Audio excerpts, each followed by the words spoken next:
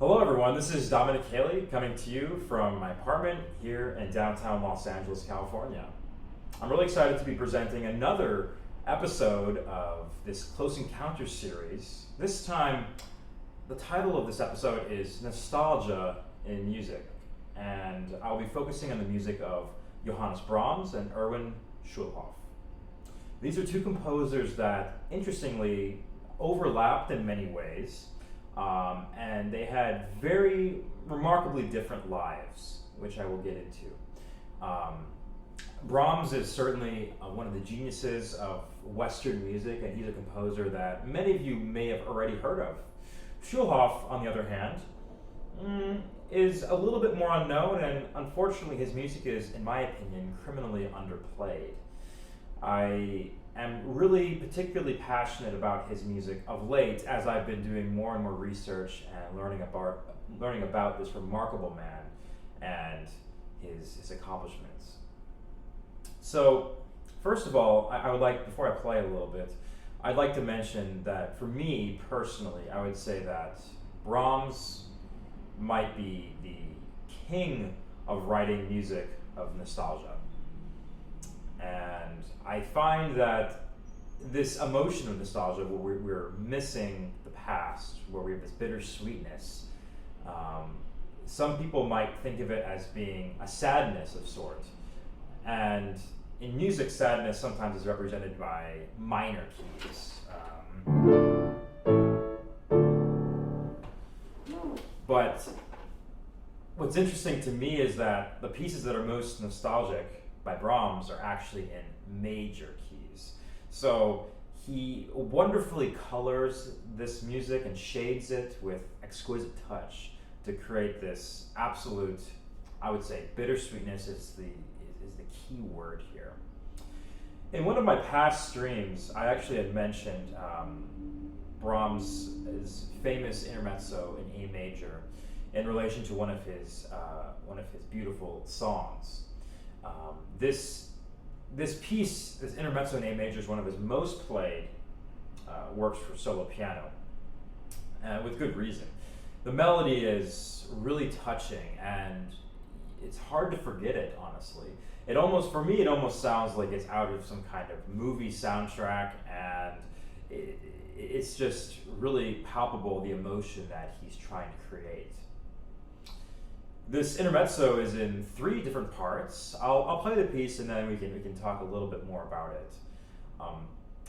The intermezzo is in 3 parts. The first part begins in the key of A major, and we have this wonderful pastoral mood where we really do feel this looking back of Brahms at perhaps a better time in his past, a fond memory. The middle section of the piece is in the key of F sharp minor, so it's a bit more anxious, there's a bit more anxiety in it.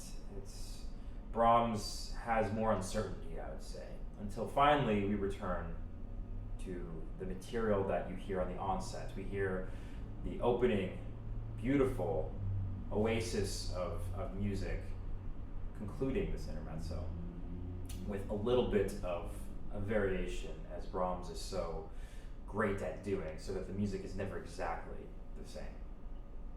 So I think I'll play this piece first of all, and then I will talk a bit more about it. So this is Brahms Intermezzo, Opus 118, number 2, in A major.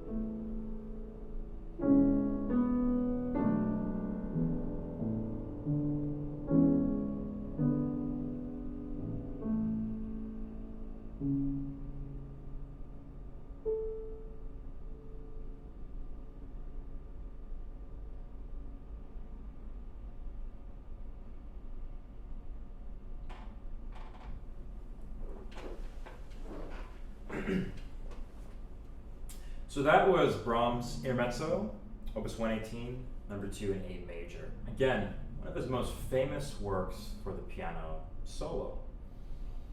So a few comments first of all about this piece is that it was written at the very end of his life, a few years before he passed away. This would have been around 1893, give or take, because he was writing many pieces at this time. And this piece was actually published around 1893, but he might have been working on it a year before, because this is from a set of 6 different pieces. So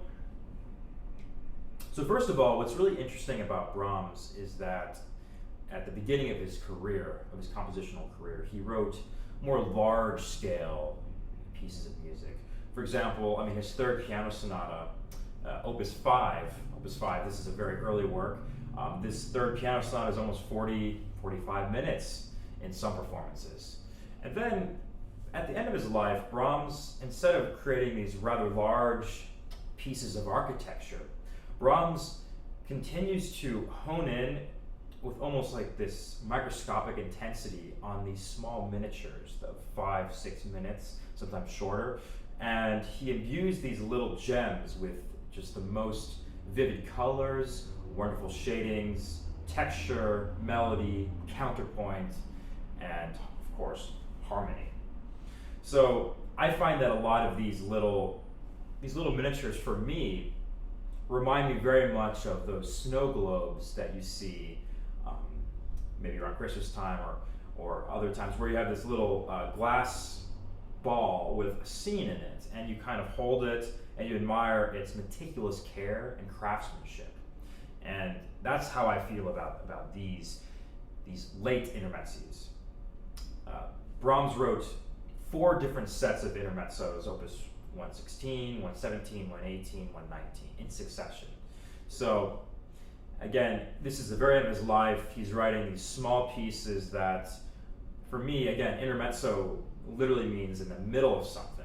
And the way I translate that for Brahms is that instead of having the traditional introduction, curtain raising, and then sort of this transition into the main story, Brahms sort of just shows you this globe or this little scene immediately, and you see it, and the more that you look at it, the more that you admire it, and you realize that this kind of cinematic shifting of the camera right to the action is for me quite effective and very profound at times. Again, with a piece like this, there's no introduction. Literally, the melody starts right from. So, and again, what's interesting is that even though this is a group of 6 pieces, Opus 118, Brahms did not necessarily intend all of them to be played one after the other. Certainly, they do actually work one after the other in terms of the harmonic progression. The first piece in the set ends with this A major harmony, which does transition into the second intermezzo. This is true, but again, there's no evidence that he himself would have asked the performer to perform all 6 together, even though it's common practice now to do so. So, again, for me, this is more of a personal episode, I would say, where for me, I really do find this piece to be pure nostalgia, pure bittersweetness, and one of the most effective pieces at accessing this type of emotion and psychological landscape. Again, from the very onset of the piece, we have just luscious harmony after luscious harmony. And a lot of these colorations are what tinge the music so that it doesn't feel like just pure major happiness. I mean,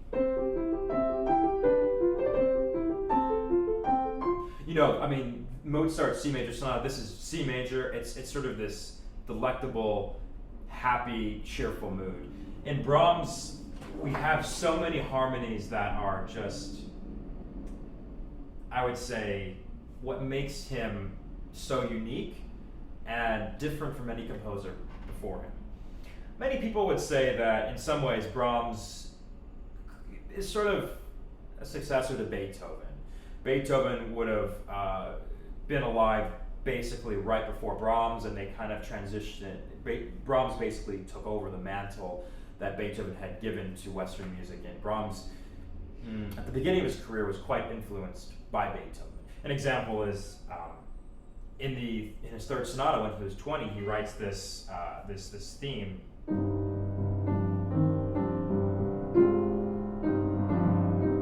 you listen to the left hand,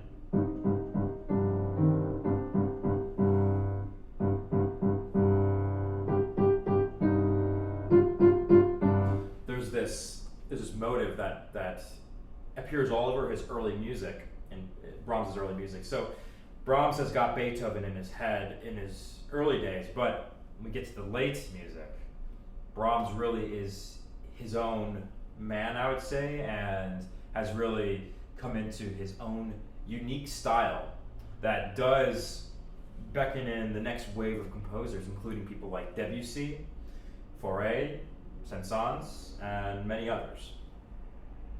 So there's a few different things that I wanted to talk about with this particular intermezzo and show you just why it's so remarkable. Because again, sometimes when you listen to this at the onset, your first emotion might be, wow, this is beautiful music and it touches me and that it's meaningful. But when you look even more closely into this work, you start marveling at its construction. And in many ways, for me, Brahms, Beethoven, they keep on transitioning into each other, but the man that started it all would have been Bach. He would have been the German giant, the king, who all these composers keep on being linked back to. And I talked a bit about Bach's Goldberg Variations 2 weeks ago. I'll talk more about his music and his variations in the future. But I want to give you a short example about why Brahms, an example in this of how Brahms really is taking Bach's philosophy to his own music. So I want to show you a quick excerpt of this score.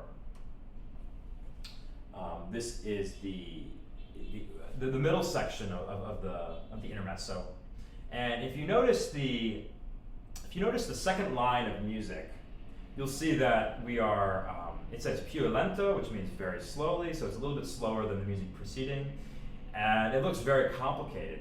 But what's actually going on here, which is very interesting, is it's a canon, a very small canon. It's quite hidden. In fact, the listener is not even supposed to know it's happening. But it's sort of a secret little mechanism that Brahms imbues into this piece, and it's really marvelous. So basically the canon is, so in the right hand,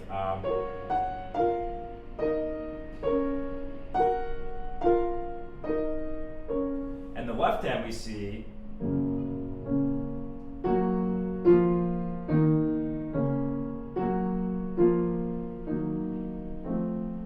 so it becomes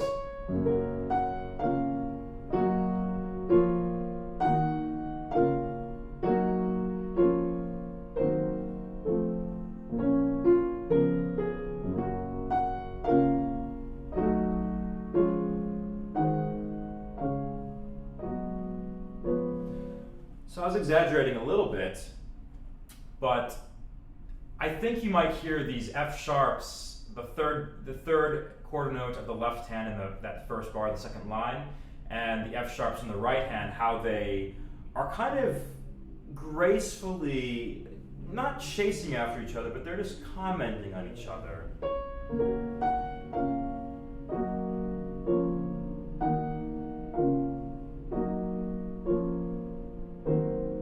They come together right around here. And then we have another canon. But this time, what's wonderful is instead of doing, this is a perfect example of a harmonic coloration. If you look at the first bar of this line,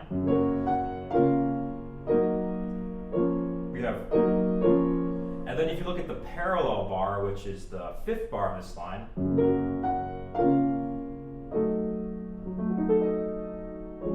so instead of, we have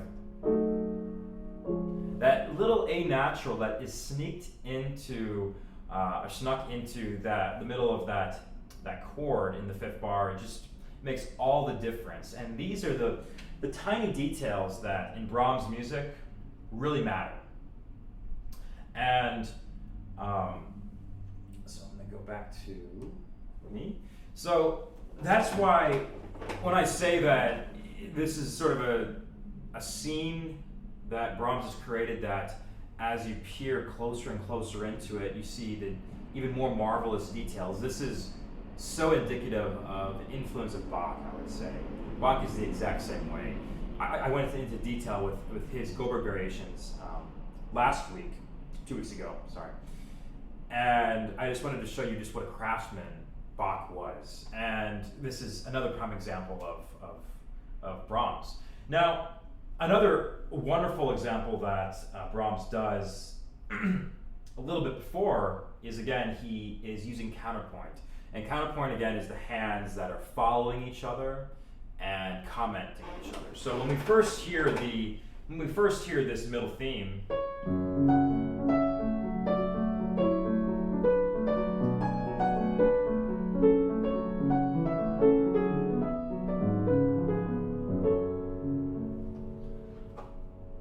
I'm intentionally not bringing out the counterpoint as much because on this little short repeat,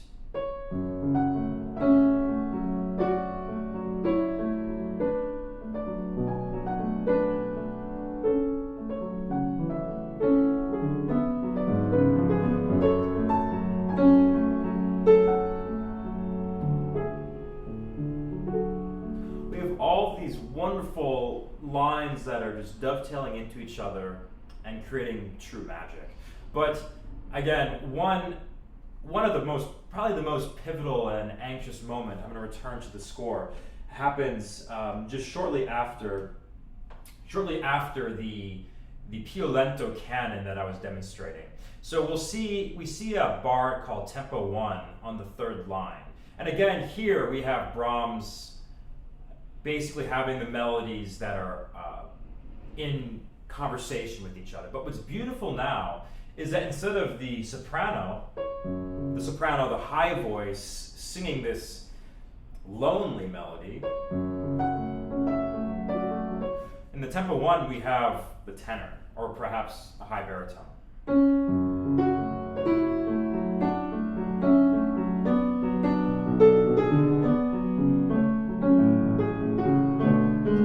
And it has a more of an earthy quality to it. So again, I'm at the tempo 1, third line, the third bar of the third line.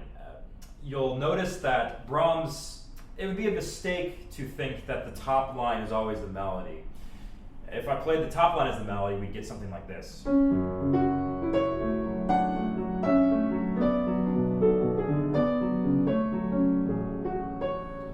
But if you remember though, this top line, we've switched roles now. So the melody that was once in the soprano is now in the tenor. And then this counter melody that we once had in the tenor is now in the soprano. So basically, this is completely out of box textbook, metaphorical textbook of switching the voices and creating a completely different texture, atmosphere, and honestly mood. And for me, I think the most emotionally charged moment is the forte of the fourth line of this page. The second bar, we see this huge octave leap.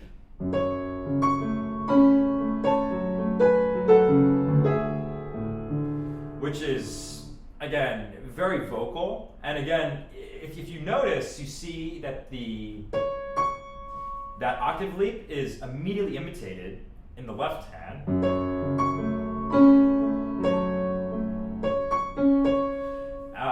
In that second beat. So Brahms is hiding all of these wonderful miniature canonical-like figures that just make this music truly, truly extraordinary. Now, another really important aspect of this is variation. And I find that in this intermezzo, it's really special how Brahms constantly is changing small little things. So, an example is at the beginning we have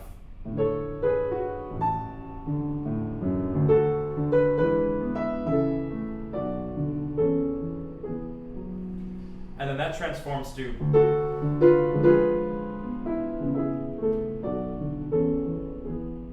and then that transforms to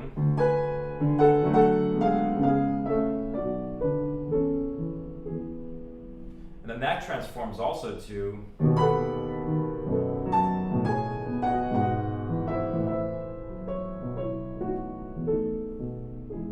so they all end with this sighing figure, but they have so many different expressive moments. And indeed, Brahms does save the highest emotional intensity for the final one.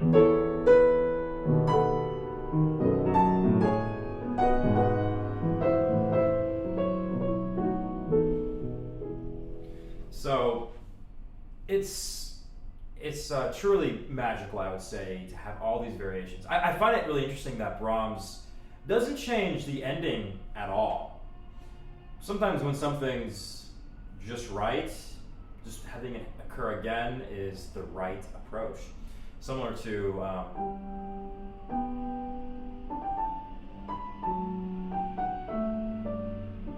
when you've hit something right with a nail in the head, don't change it sometimes. And indeed, when this music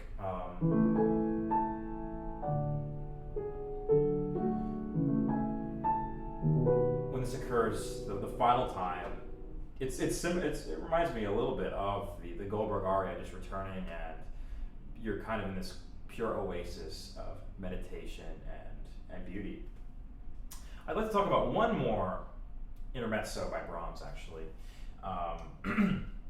This time, actually, it's from the same set, 118. This is number 5. This piece is actually called Romance, though. It's interesting because I've always pondered about why the intermezzo I just played for you, Brahms calls it intermezzo. Because for me, I always found that one to be more of a romance, if anything. I mean,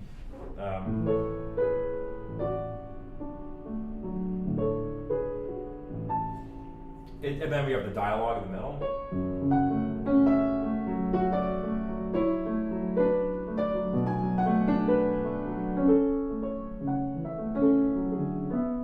I mean, these are two voices. There's a woman and a man, and I can't help but think that perhaps this might be Brahms and Clara. Perhaps Clara Schumann was a woman that I could spend a while talking about her, but to kind of keep it short before I play the next one.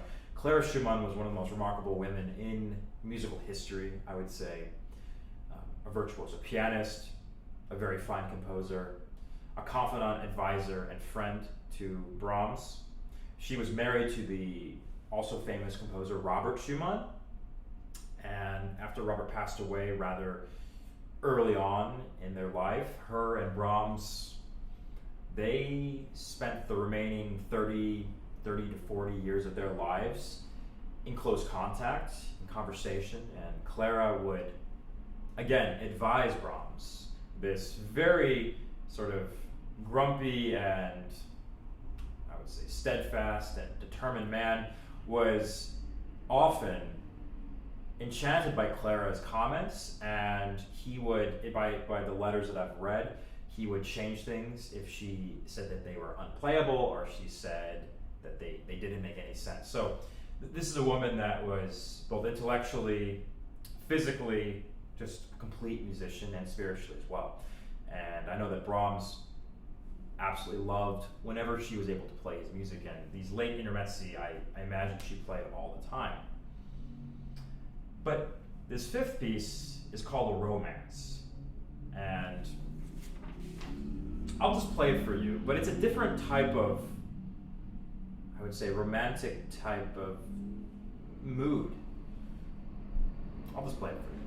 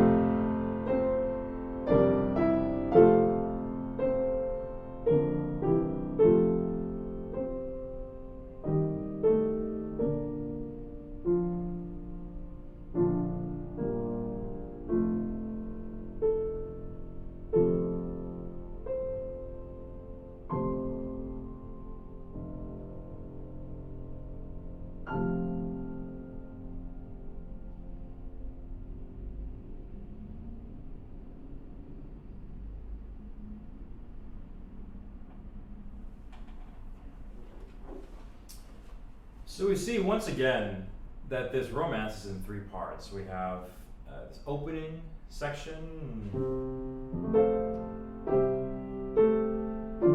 We have this middle section.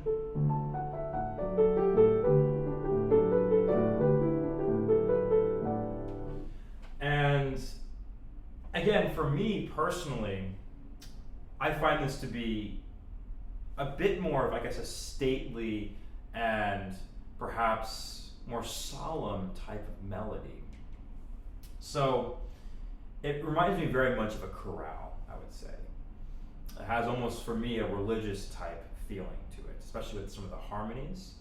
And I would say that, again, for me, while the second intermezzo, the intermezzo I played at the beginning of the program, is a bit more outwardly romantic, this one has sort of this inward romance, I would say. Perhaps, for me, again, it's more of a spiritual romance. And certainly, I could see this being between Clara and Brahms.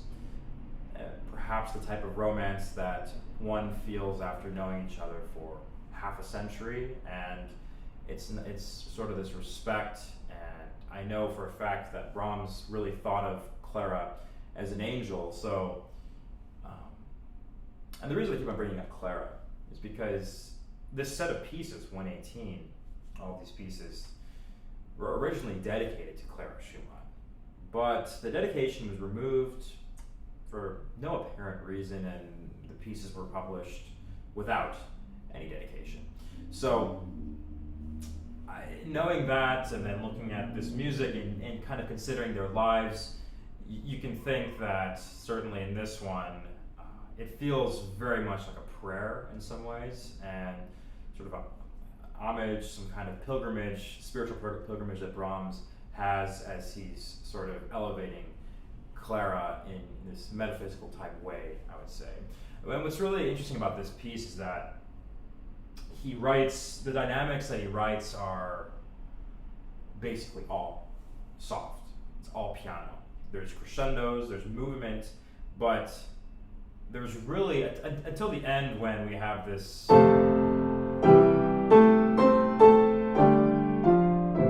it says più espressivo, which means very expressive. That does not necessarily mean very loud. Expressivity can be soft as well. So what's interesting is, again, this piece feels to me very delicate and very vulnerable, I would say, especially this middle section though.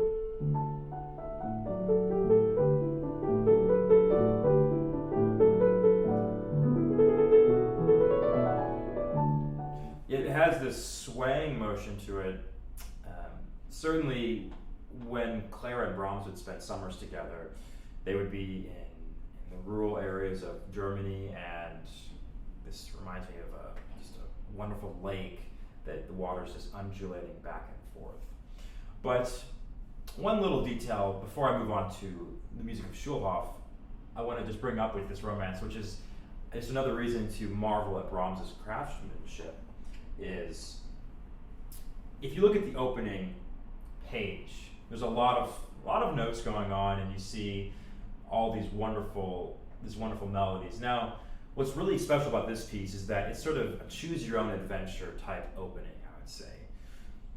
You have two options, and depending on your mood, depending on your what you want to convey, you can make that decision. So basically, if you look at the right hand and you look at the bottom notes of the right hand, the top staff, that's the melody that I chose to embark upon today, which sounds like.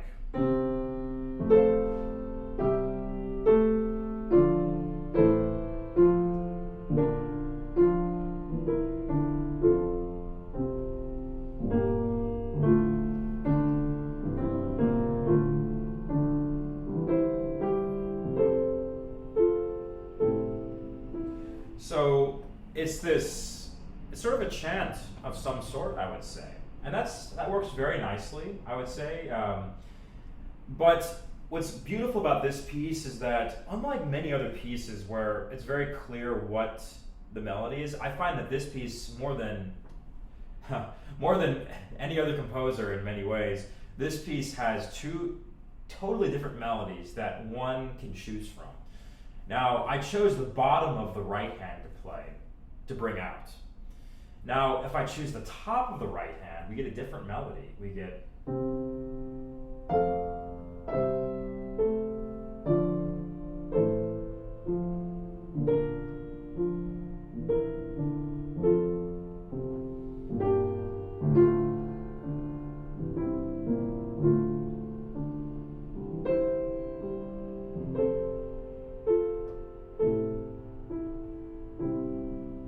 And we'll stay with it.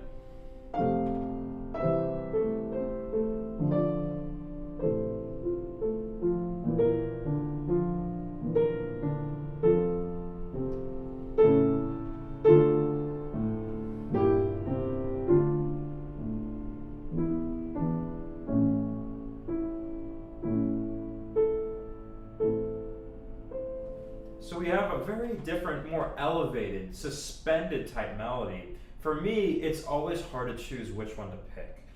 And for me, someone might say, well, why don't you do both? Well, it's because that, like anything, you need a clear communication, you need a clear message to be conveyed.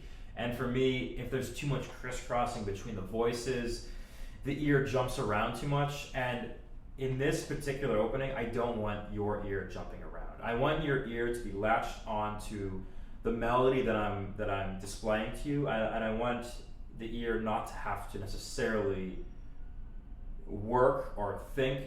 I want you more to sit back and just relish, contemplate, and be transported into your own magical world of some sort. But what's really interesting is that, again, this melody, the options are becoming more and more intriguing as we keep on going. So on the third line, on the second bar, the melody that many people play is the top line.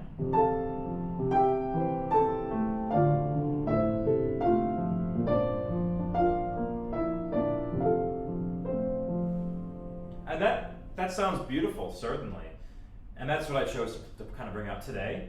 But if we go into this music, and it gets a little bit hard to read, but if you go into the middle parts of this right hand, the middle notes, we get something interesting. We see the main theme, we see this, we'll find this, the top line. So we get, starting on the second bar of the third line, we get.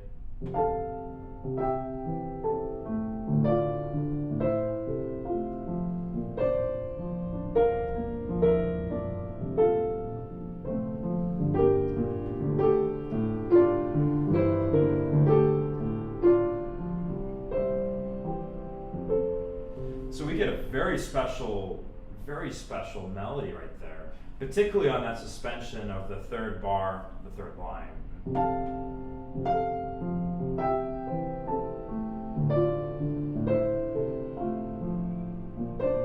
Right here.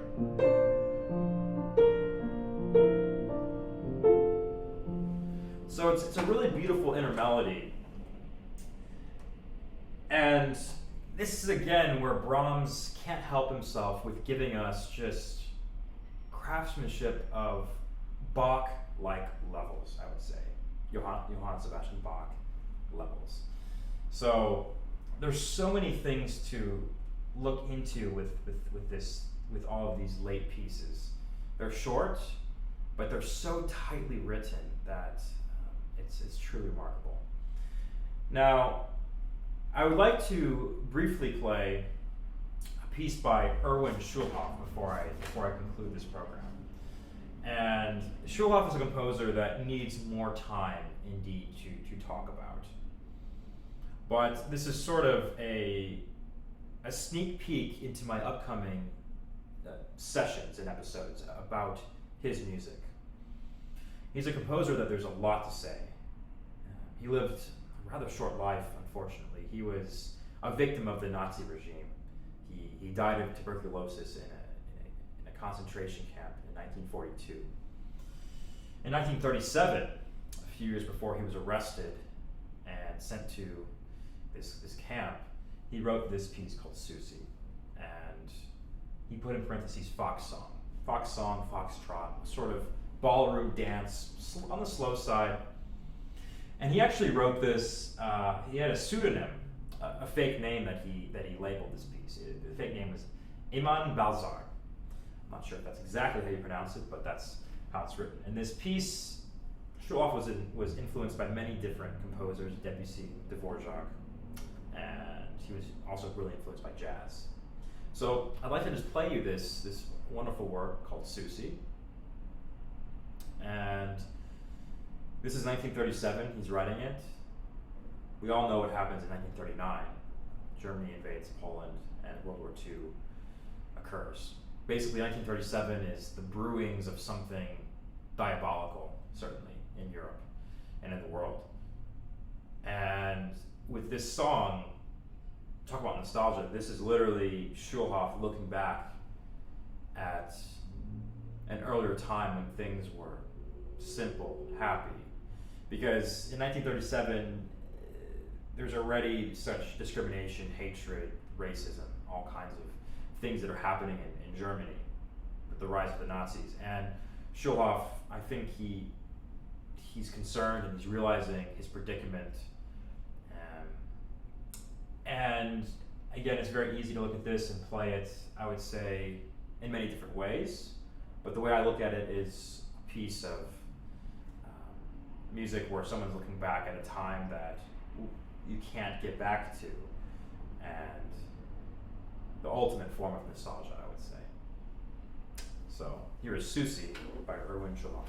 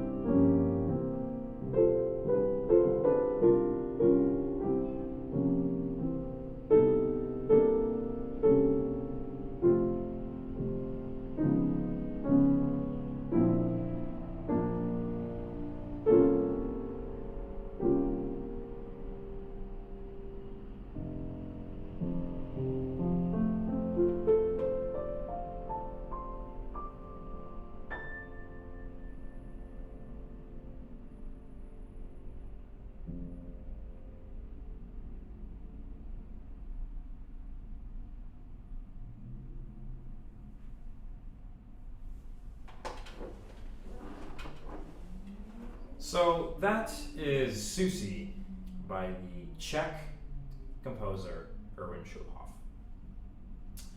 And my next session with Close Encounters, in the next sessions, I will be talking more about Schulhoff because his life was a tragedy in many ways. He was a composer of absolutely boundless talent, imagination, and also technique. He wrote quite a large output of repertoire for many instruments. He took quite a fascination in the saxophone. That was one of his favorite instruments, but he himself was a pianist, a very good jazz pianist, I might add. He was known to say that musicians would learn more going to a nightclub and listening to jazz musicians play than they would all their hours studying and practicing. I think with that comment, he's basically saying, well, of course he wants practice, but the spontaneity, the freedom, the language, how jazz musicians can speak and improvise, that type of speech that they have in their playing is something that we're always trying to capture in any kind of music we play. That spontaneity, that compositional improvisation in the moment that jazz musicians have is what we're always trying to do in classical music, where as the tale is unfolding, it's, as performers, we're spinning this tale for you, the audience. But Schulhoff was, he grew up he was born in Prague, in Czechoslovakia. At the time, it was sort of Austro-Hungary of sorts. The borders changed many times during the war, but Prague was where he spent much of his early life. And basically, one of the other most famous composers of Czechoslovakia was Dvorak. Dvorak noticed this young, I believe it was about 10-year-old child, Schulhoff, and he took a great interest in him and encouraged him and said that he would have a wonderful career as a composer. And certainly, in my opinion, his music is sort of a revelation in many ways. I look forward to playing more of his music for you in the upcoming episodes because I know personally that it's music that I don't hear much, and I enjoy so much learning it, performing it, and eventually sharing it. So stay tuned to learn more about Schulhoff, as I find his story to be one of great, well, it's ultimately a tragedy, but it's a story of great resilience, as he always was seeking and searching for the ultimate way to express what was in his head and what was in his heart. So with that, I would like to wrap up this episode of Close Encounters, and I'd like to thank Alexander and Cindy, as always, for hosting the series. Impulse Creatives is a wonderful platform and organization that allows many artists like myself to share some of our more intimate thoughts and have these wonderful conversations with all of you. So with that, I'd like to wish you a good day, good night, good morning, wherever you might be. And I look forward to talking to you more about the music that I love and sharing more performances and insights. So stay tuned for my next live stream, which will be in 2 weeks from now, same time and same place. Well, my apartment, and maybe whatever place you might be watching in. So I wish you all, again, safety and health, and see you next time. Bye-bye.